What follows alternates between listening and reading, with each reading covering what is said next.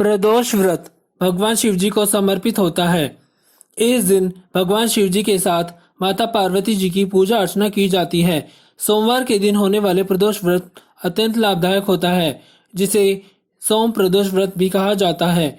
हर मास में 2 प्रदोष व्रत होते हैं, जबकि पूरे साल में कुल 24 प्रदोष व्रत होते हैं। हिंदू पंचांग के अनुसार प्रदोष व्रत हर मास की त्रयोदशी तिथि को रखा जाता है। त्रयोदशी तिथि हर महीने में 2 बार आती है, एक बार कृष्ण पक्ष में और एक बार शुक्ल पक्ष में। एक नगर में एक ब्राह्मणी अपने पुत्र के साथ रहा करती थी। दुर्भाग्यवश ब्राह्मणी के पति की मृत्यु हो चुकी थी। अपनी आजीविका चलाने के लिए वह भिक्षा मांगती थी और उसी भिक्षा से अपने और अपने पुत्र का भरण पोषण करती थी। वह रोज भिक्षा मांगने के लिए घर से निकलती और देर शाम को घर लौटती।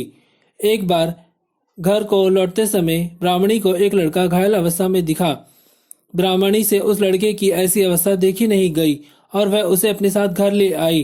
वह लड़का और कोई नहीं बल्कि विदर्भ देश का राजकुमार था। शत्रुओं ने विदर्भ राज्य पर आक्रमण कर उसके पिता को बंदी बना लिया था, जिसके बाद उस लड़के का कोई भी सहारा न था।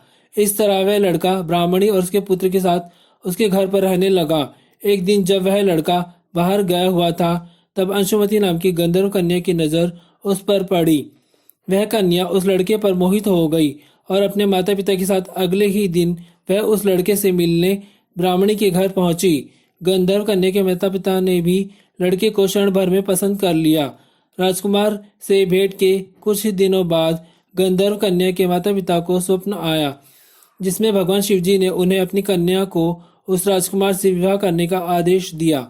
भगवान शिव जी के आदेश अनुसार उन्होंने ठीक वैसा ही किया।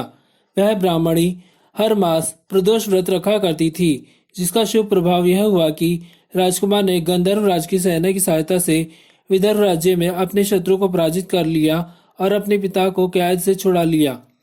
वह राजकुमार अपने पिता के साथ खुशी खुशी रहने लगा। इसके बाद विदर्भ के राजकुमार ने ब्राह्मणी के पुत्र को अपना प्रधानमंत्री नियुक्त किया। इस प्रकार ब्राह्मणी के प्रदोष व्रत रखे जाने के प्रभाव से ब्राह्मणी और उसका पुत्र को शुभ फल प्राप्त हुआ और वह विदर्भ राज्य का प्रधानमंत्री नियुक्त किया गया। सोम प्रदोष की महिमा इतनी अपरंपार है कि जो भी जातक सच्चे मन से इस व्रत का पालन करता है, भोलेनाथ उनके बुरे दिन को भी अच्छे दिनों में बदल देते हैं।